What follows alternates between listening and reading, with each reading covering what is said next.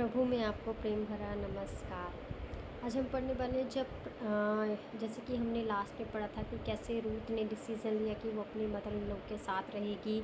जहाँ तू रहेगी वहाँ मैं भी रहूँगी, जो तेरे लोग होंगे वो मेरे लोग होंगे और मृत्यु को छोड़ के कोई भी मुझे तुझसे अलग ना कर पाएगा। तब परमेश्वर की देखिए अनुग्रह की दृष्टि कैसे उसके ऊपर होती है और परमेश्वर हमेशा उन लोगों के साथ रहते हैं जो बड़ा ही दीन होते हैं, जो परमेश्वर की इच्छा को पूरी करते हैं। तो आइए देखते हैं कि हम कैसे परमेश्वर ने रूथ के ऊपर अनुग्रह किया और कितना बड़ा जो स्ट्रगल था उसका और फिर क्या उसको जीवन में प्राप्त हुआ परमेश्वर की कृपा से। आइए जब हम चैप्टर 2 पढ़ते हैं रूथ का, तो उसका वचन हम 1 से 6 पढ़ेंगे। नोआमी के पति एलोमेलक के कुल में उसका एक बड़ा धनिक कुटुंबी था जिसका नाम बोआज था। मोआबिन रूथ से नोआमी से कहा, मुझे किसी खेत में जाने दे कि जो मुझ पर अनुग्रह की दृष्टि करे उसके पीछे पीछे मैं सिला बिनती जाऊं। उसने कहा, चली जा बेटी। इसलिए वहाँ जाकर एक खेत में लेवने वाले के पीछे बिनने लगी।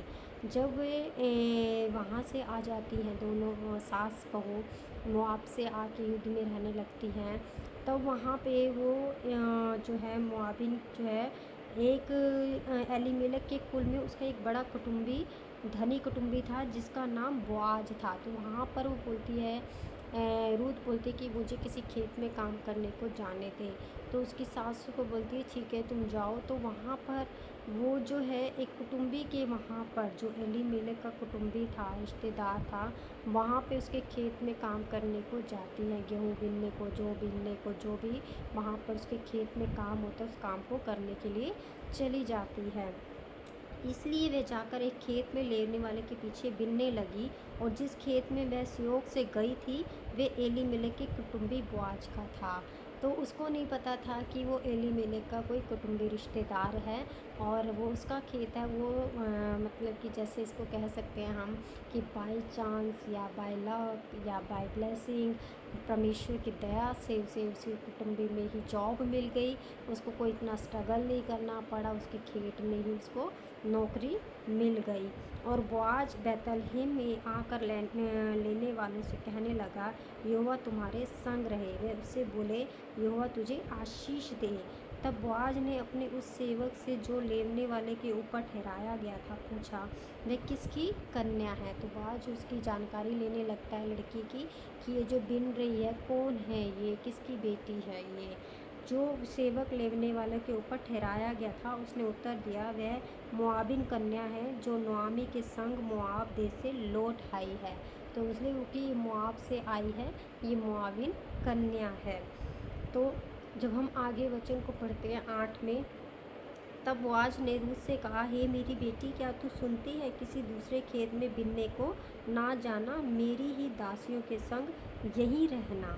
तो बोआज बोलते हैं तुझे कहीं और जाने की, नौकरी करने की ज़रूरत नहीं है, तुझे यहीं पर ही रह के जो है काम करना है, खेत में जो भी बुनना है यहीं पर ही बुनना हो। जब हम आगे वचन 12 और 13 देखते हैं तो यहाँ पे लिखता है, यहोवा तेरे कार्य को फल दे और इज़राइल का परमेश्वर यहोवा जिसके पंखों तले तू शरण लेने आई है तुझे पूरा बदला दे। उसने कहा, हे मेरे प्रभु, तेरा अनुग्रह की दृष्टि मुझ पर बनी रहे, क्योंकि यद्यपि मैं तेरे दासियों में से किसी के भी बराबर नहीं हूँ, तो भी तूने अपनी दासी के मन में बैठने वाली बातें कहकर मुझे शांति दी है। बोलती है रूथ कितनी दीन है, नम्र है, बोलती है कि मैं इस लायक नहीं कि कोई बराबर नहीं तेरी दासियों के, फिर भी तूने मुझ पर अनुग्रह किया है, इसके लिए मैं तेरा धन्यवाद करती हूँ। देखिए परमेश्वर ने उसे कितनी अच्छी जगह पे उसके कुटुंबी के वहाँ पे नौकरी करने के लिए रखा और वहाँ पे ही वो काम कर रही है, सब कुछ कर रही है। और उसका बोआज बोलता है कि तुम्हें कहीं और जाने की ज़रूरत नहीं है। तो जब हम परमेश्वर की इच्छा के अनुसार चलते हैं तब परमेश्वर का अनुग्रह ऑटोमेटिक हमारे पर, हमें मांगने की भी ज़रूरत नहीं है। परमेश्वर हमारी ज़रूरतों को जानता है और वो हमें ऐसे स्थान पर रखता है जहाँ हम सुरक्षित हों और जो हमारी सोच से भी परे हो। तो परमेश्वर हमें अगर हम सैक्रिफाइस कर रहे हैं, अगर हम किसी न किसी अपने प्रेम में लोगों के साथ बने हुए हैं, अपने रिश्तों में बने हुए हैं, तो परमेश्वर हमें बहुतायत से देने वाला परमेश्वर है। परमेश्वर का अनुग्रह हमारे जीवन में होगा ही होगा, है ना? क्योंकि परमेश्वर जानता है हमारे सैक्रिफाइसेस को। परमेश्वर जानता है कि हम कैसे प्रेम में बंधे हुए हैं, चाहे उसमें हमें कितना ही स्ट्रगल हो रहा है। अब सोचिए कि उस रूथ को कितना ही स्ट्रगल हुआ होगा, जहाँ उसका हस्बैंड नहीं है, कोई भी नहीं है, कोई कमाने वाला नहीं है, कोई उसके साथ रहने वाला नहीं है, उसका अपना बच्चा भी नहीं है, लेकिन फिर भी वो अपनी सास के साथ आती। कितना बड़ा स्ट्रगल है। क्या आज के टाइम में कोई बहू ये वाला जो है स्टेप ले पाएगी? कभी भी नहीं ले पाएगी। तो लेकिन वहाँ पे रूथ ने लिया, और उसके बाद देखिए परमेश्वर का अनुग्रह उसके ऊपर कितना बड़ा हुआ। उसे जॉब में मिली और अच्छे सेवक के यहाँ पे मिली। और जब हम चैप्टर 4 पढ़ते हैं 13 और 15 13 to 15 वर्सेस को हम पढ़ते हैं, तो यहाँ पे क्या मिलता है? तब बोआज ने रूथ से विवाह कर लिया और वह उसकी पत्नी हो गई। देखिए कितने बड़े खेत के मालिक की वो वाइफ हो जाती है, उसको सेकंड मैरिज भी मिल जाती है और अपनी सास के साथ भी वो रहती है। हालेलुया! कितनी बड़ी बात है ये। और जब वह उसके पास गया, तब यहोवा की दया उसके गर्भ रहा और उसका एक बेटा भी उत्पन्न हुआ।